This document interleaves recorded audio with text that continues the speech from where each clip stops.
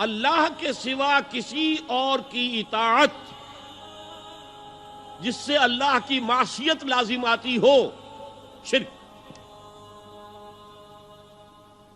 لا طاعت لمخلوق فی معصیت الخالق، مخلوق میں سے کسی کی اطاعت نہیں ہوگی یہ اس معاملے میں جس میں خالق کی معصیت لازم آ رہی۔ ہاں، خالق کے احکام کے اندر والدین کا حکم بھی مانو، اطاعت کرو،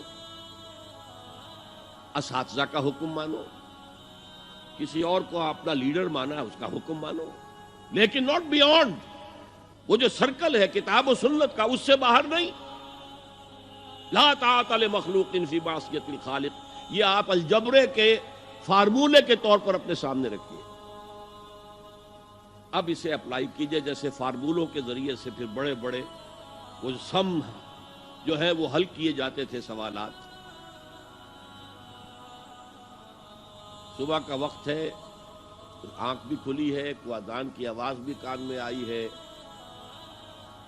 آپ کا نفس کہتا ہے ابھی سو جی۔ آپ نے اپنی چادر یا کمبل کو درست کیا اور کروٹ لی اور سو گئے۔ یہ کیا ہے؟ آپ نے کس کا حکم پیچھے پھینکا اور کس کا حکم مانا؟ اللہ کے حکم کو پیچھے پھینک دیا، نفس کے حکم کو آگے رکھا۔ یہ شرک، اس شرک کو جاننے والے بہت کم ہیں۔ مولانا روم نے خوب کہا تھا، نفس ما ہم کم ترس فرعون نیست لیکن اورعون ایراعون نیست۔ میرا نفس بھی فرعون سے کم نہیں ہے۔ فرعون نے کہا تھا نا الیس لی ملک مصر وہذہ الانہار تجری من تحتی، کیا اس ملک مصر کی حکومت میری نہیں ہے؟ اور سارا جو یہ آب پاشی کا نظام ہے، انہار کا نظام ہے، وہ میرے کنٹرول میں نہیں ہے؟ جس کا چاہوں موگا کھلا رکھوں، جس کا چاہوں بند کر دوں۔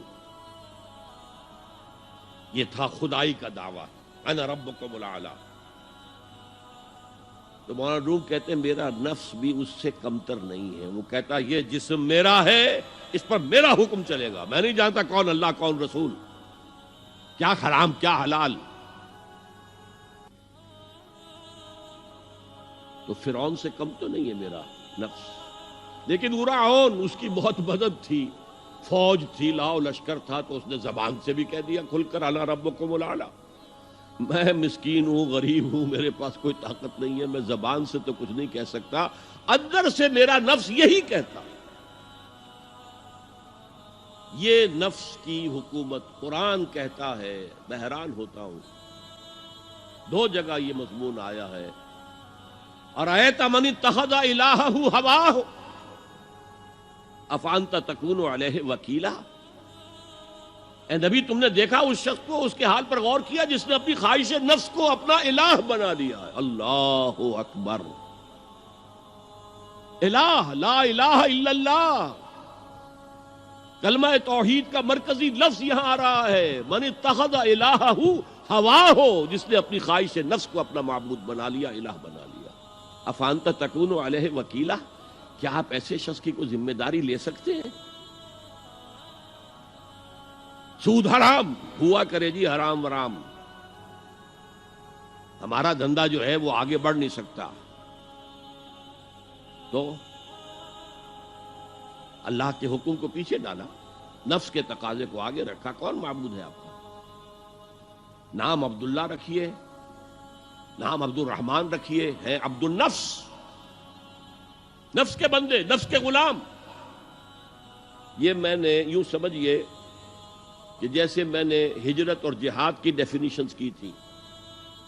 ہجرت کا بیس کیا ہے؟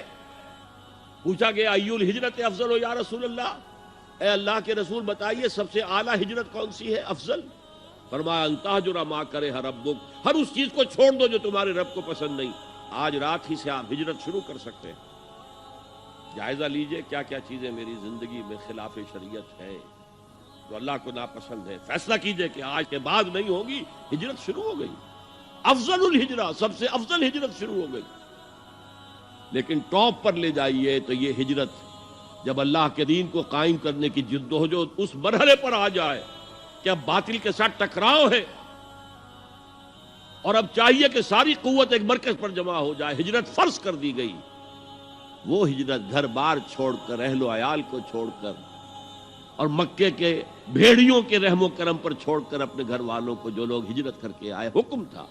ہجرت مدینہ فرض تھی، ہجرت حبشہ فرض نہیں تھی، صرف اجازت تھی کہ جن سے سختیاں نہیں جھیلی جا رہی مزید وہ چلے جائیں۔ تو ہجرت کا یہ ابتدائی نقطہ، انتہا یہ جہاد، المجاہد من جاہد نفسہ، جہاد تو یہاں سے شروع ہو گیا، اپنے نفس کے خلاف جہاد کرنا۔ صبح نفس نے کہا ابھی سو جاؤ، آپ نے نفس کی بات کو رد کیا، اپنا کمبل اٹھا کے پھینکا، اٹھے، وضو کیا، نماز کے لیے آپ مسجد چل دیے، آپ نے جہاد کیا نفس کے خلاف۔ یہ افضل الجہاد ہے، اور سب سے چوٹی اوپر یہ ہے کہ جب وہ حق و باطل کی جنگ ہو تو جان ہتھیلی پر رکھ کر میدان میں حاضر ہو جاؤ۔ جدوں کافر اسی پچ ہو گیا، پھر تشبیہ مسلح کی کرنا، اساں ظاہر نو رب منیا اے، باطن دا اللہ کی کرنا، اساں ظاہر نو رب منیا اے، باطن دا اللہ کی کرنا۔